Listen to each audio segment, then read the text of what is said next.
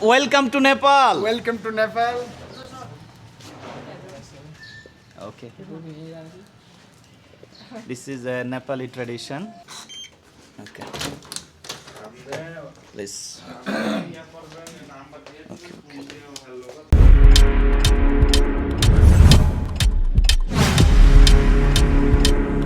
বাংলাদেশ থেকে একজন ভাই তিনি নেপালে আসছেন। তিনি বেশ কিছুদিন ধরে আমার ইউটিউব চ্যানেলে তিনি আমার নিয়মিত ভিডিও দেখছেন। দেখে তিনি উৎসাহিত হয়েছেন, নেপালের সৌন্দর্যতা দেখে তিনি মুগ্ধ হয়েছেন। তিনি আমাকে ফোন করেছেন 2-3 দিন আগে, ভাই আপনার ভিডিওগুলো আমার এত ভালো লেগেছে, আমি নেপাল দেখতেই হবে। ইমার্জেন্সি টিকিট করে তিনি নেপালে উদ্দেশ্যে রওনাও দিয়ে ফেলেছেন। তিনি যখন বিমানে বসেছেন তখনও আমাকে ফোন করেছেন। তা এখন হলো ওই ভাইটাকে আমি রিসিভ করতে যাব। কাঠমান্ডুতে ওনার 12:30টায় থাকার কথা, অর্থাৎ নেপালি টাইম। আমি এখন যাচ্ছি ওনাকে রিসিভ করার জন্য। তবে ওনাকে রিসিভ করার জন্য আমি একটা ফ্লাওয়ার নিয়েছি। এই যে একটা ফ্লাওয়ার, ওনাকে আমি রিসিভ করব। এই যে একটা ফ্লাওয়ার নিলাম এবং নেপালি একটা টুপি নিলাম।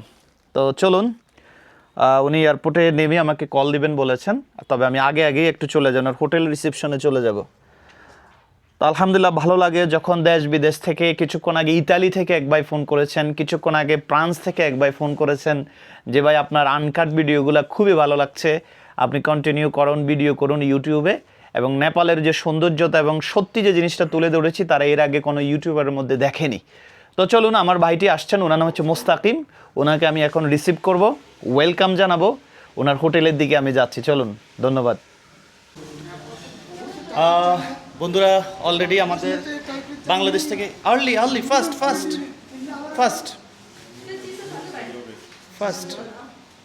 1 minute.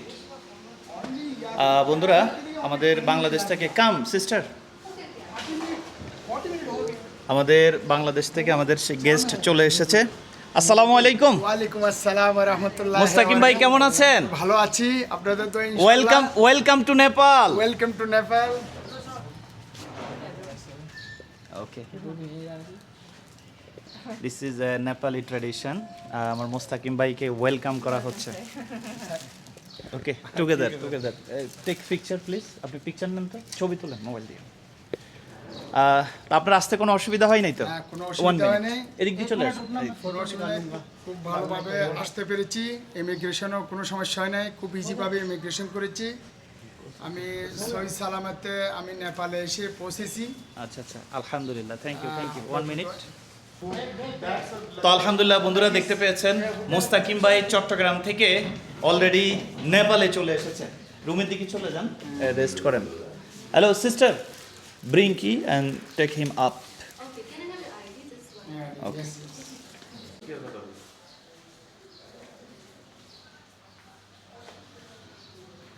I saw you are also waiting there and see when he can.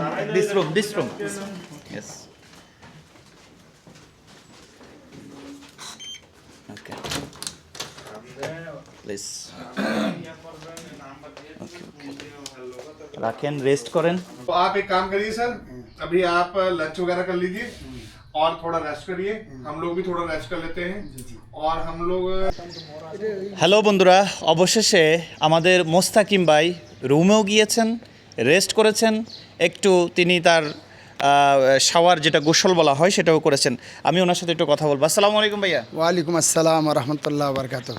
আচ্ছা, আপনাকে প্রথমে তো ওয়েলকাম জানালাম, এখন আপনার অনুভূতি প্রকাশ করুন। নেপাল যে এই মাত্র আসলেন, আপনার কেমন লাগলো?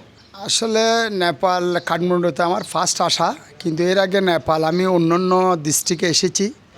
তো কাঠমান্ডু আমার কাছে মোটামুটি ভালো লাগছে। তাদের এয়ারপোর্টের পরিবেশ, তাদের আশেপাশে পরিষ্কার পরিচ্ছন্ন এবং তাদের জীবনযাত্রা খুব আমার গোছালো মনে হয়েছে। আর আমাদের যেরকম বাংলাদেশে যেখানে সেখানে ফুটপাত, ময়লা আবর্জনা, ডাস্টবিন, এই জিনিসটা অন্ততপক্ষে আমি যতটুকু কাটছি ততটুকু আমি দেখতে পাই নাই।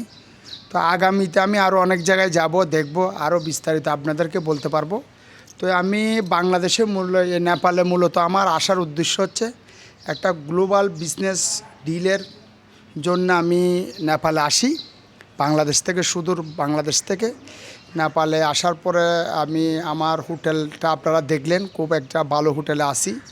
এর সাথে আমার 2জন ভাই আছে, আমার বাংলাদেশি ভাই। তো এই সর্বোপরি এখন পর্যন্ত সব কিছু ঠিকঠাক আছে। আলহামদুলিল্লাহ, আলহামদুলিল্লাহ। আসলে উনি এখনও একটু ক্লান্ত, খাওয়া দাওয়া করে নাই, এখন আমরা খাওয়া দাওয়া করতে যাব। তো আমাকে চিনলেন কিভাবে? আপনাকে আসলে আমি হুট করে আমার নেপাল আসার একটা পরিকল্পনা চলতেছে, তো আমি ইউটিউবে দেখলাম আপনার নেপালের ভিডিও। তো ভিডিও দেখার পরে আপনার ভিডিওগুলো আমার খুব ভালো লাগছে। আপনার ডিটেলস থেকে জেড ভিডিওর বিবরণ দিয়ে মানুষ যেভাবে উপকৃত হতে পারবে, একটা মানুষ খুব ইজিভাবে ইন্টারন্যাশনাল ট্যুর করতে পারবে। আর আপনার ট্যুর প্ল্যানটা খুব ভালো। এটা নিম্নবিত্ত থেকে মধ্যবিত্ত থেকে শুরু করে সবাই আপনার গাইডলাইন ফলো করলে, আপনার ভিডিওগুলো ফলো করলে তারা ইজিভাবে স্বাচ্ছন্দ্যভাবে নেপালে এসে এবং ঘুরে যেতে পারবে, কোনো প্রতারিত হবে না। আর আপনি খুব বাজেট ফ্রেন্ডলি আমাদেরকে ট্যুর প্যাকেজটা দেখাচ্ছেন, যেন একটা মানুষ ইজিভাবে এসে খুব স্বাচ্ছন্দ্যভাবে সুন্দরভাবে দেখতে পারে। তখন থেকে আপনার ভিডিওগুলো আমার ভালো লাগা, ভালোবাসা থেকে আপনার চ্যানেলগুলো আমি সাবস্ক্রাইব করি এবং ফলো করি। এরপর থেকে নিয়মিত আপনার ভিডিওগুলো আমি দেখি। দেখতে দেখতে আজকে অবশেষে আপনার সাথে আমার দেখা হয়ে গেল। আপনি তো চট্টগ্রাম থেকে আসছেন? হ্যাঁ, আমার বাড়ি হচ্ছে চট্টগ্রাম বাইজিদ লিং রুট আমার বাড়ি। আমার হচ্ছে হোম ডিস্ট্রিক্ট চিটাগাং। আমার পড়ালেখা, আমার জীবনযাপন সব আমি চট্টগ্রামের একজন লোকাল। আর মূলত আমি একজন বিজনেসম্যান। আমি প্রায় 8 থেকে 10টা কান্ট্রির সাথে বিজনেস করি। তো বিজনেস পারপাসে আমার নেপালে আসা কাঠমান্ডু। ইনশাআল্লাহ, ইনশাআল্লাহ। আপনাকেও ধন্যবাদ। ইনশাআল্লাহ মোস্তাকিম ভাইয়ের সাথে সামনে আরও কথা হবে, আরও আলাপ হবে। আর এই ভদ্রলোকের তো চিনেন, এই যেদিন একসাথে আমরা একই ফ্লাইটে এয়ারপোর্টে একই বিয়াতে এসেছি এবং একই রুমে অনেক দিন ছিলাম। তো এখনো আছি। তো কেমন আছেন? আপনারটাই ভালো লাগতেছে নেপাল? হ্যাঁ হ্যাঁ, অসাধারণ। নেপাল অসাধারণ। আমার মনে হয় যে বাংলাদেশের যে পরিবেশ, এই পরিবেশের থেকে নেপালের পরিবেশটা আমার জন্য সুইটেবল। যেমন ধরো আমাদের এই ভিডিওগুলো থেকে অনেক কিছু আমাদের শিক্ষণীয় আছে। যেমনি আমাদের সাধারণ পাবলিকের সচেতন এবং গভর্নমেন্ট লেভেল একটা ছোট্ট দেশ হলো কিভাবে তারা পরিষ্কার পরিচ্ছন্ন রাখতে পারে, তাদের নিয়ম কানুন শৃঙ্খলা এবং তাদের ট্রাফিক ব্যবস্থা সব কিছু ইচ্ছে করলে আমরা যদি সচেতন হই, আমরা যদি নিজে যদি সব কিছু মানি, তাহলে আমার দেশ নেপালের চেয়ে একটা সম্ভাবনার দেশ, সোনার বাংলার দেশ। কিন্তু আমাদের সব কিছু আমাদেরকে নিজ দায়িত্বে নিয়ে করতে হবে। আমরা যেখানে সেখানে ময়লা আবর্জনা ফেলাবো না, আইনের শাসন আমরা মানব, আইনের প্রতি শ্রদ্ধা থাকবো। ওরা একটা ছোট্ট দেশ হয়েও তার একটা উদাহরণ কিভাবে তারা বুঝেন। হ্যাঁ, আর অর্থনৈতিক ইকোনমিক দিক থেকে নেপাল ততটা উন্নত কান্ট্রি না, কিন্তু নেপালের মূল আয়ের উৎস হচ্ছে ট্যুরিস্ট বিজনেস। ট্যুরিস্ট বিভিন্ন দেশ থেকে নেপালে ট্যুরিস্ট আছে। তো আমাদের যে বাংলাদেশের যে সম্ভাবনার দেশ, যে সুন্দর প্লেস, প্রাকৃতিক সৌন্দর্য আছে, এগুলাকে যদি আমরা ব্যাপক আকারে যদি ট্যুরিজমের দিকে যদি আগাই, বাংলাদেশও আগামী একটা ভালো ট্যুরিজম স্পট হতে পারে। যেহেতু বাংলাদেশ এমন এক জায়গায় একই সাথে পাহাড়, নদী, সাগর, যেমন ধরো নেপালে সাগর নেই যে জিনিস, আর আমাদের বাংলাদেশে এমন কিছু জায়গা আছে একই জায়গা থেকে আপনি সূর্যোদয় সূর্যাস্ত দেখতে পারবেন। সাগরকন্যা, কুয়াকাটা, বিশ্বের বৃহত্তম সমুদ্র সৈকত হচ্ছে কক্সবাজার। এই যে ইন্ডিয়ার যেই দার্জিলিং, সেম আমাদের সাজেক ভ্যালি। তো আসলে বাংলাদেশে দেখার মতো অনেক কিছু আছে, সেইভাবে আমরা বাংলাদেশকে বিশ্বের দরবারে আমরা তুলে ধরতে পারি নাই। এখন আমরা আমাদের প্রত্যেকের জায়গা থেকে সরকার এবং বেসরকারি সেক্টর, আমাদের ব্যক্তিগত থেকে বাংলাদেশকে আমরা প্রেজেন্ট করতে হবে। বাংলাদেশের সৌন্দর্যগুলোকে, বাংলাদেশের ট্যুরিজম প্লেসগুলোকে আমরা যদি বিশ্ব পরিমণ্ডলে যদি তুলে ধরতে পারি, আমাদের বিশাল সম্ভাবনা। আমি বিশেষ করে ধন্যবাদ জানাবো আমার আহমেদ ভাইকে।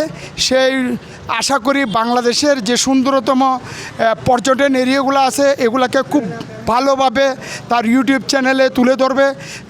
তার অনেক সাবস্ক্রাইবার আছে দেশ বিদেশে, তারা দেখতে পারবে আমাদের বাংলাদেশের ভিডিওগুলোকে, তখন তারা বাংলাদেশে আসার জন্য আকৃষ্ট হবে। আর আমি আমাদের গভর্নমেন্টের কাছে একটা জিনিস চাবো, যেন আমাদের বাংলাদেশটা ট্যুরিজমের জন্যে যেন নিরাপদ হয়। ট্যুরিস্টের নিরাপত্তা, ট্যুরিস্টদের যেন তারা সুরক্ষিত থাকতে পারে। বাংলাদেশ গভর্নমেন্টের কাছে, এটা আমার নেপাল থেকে প্রত্যাশা নতুন গভর্নমেন্টের কাছে। ধন্যবাদ। ধন্যবাদ ইনশাআল্লাহ। তো ভালো থাকবেন বন্ধুরা, আপাতত বিদায় নিচ্ছি, আবার দেখা হবে অন্য ভিডিওতে অন্য কোনো জায়গায়। আসসালামু আলাইকুম।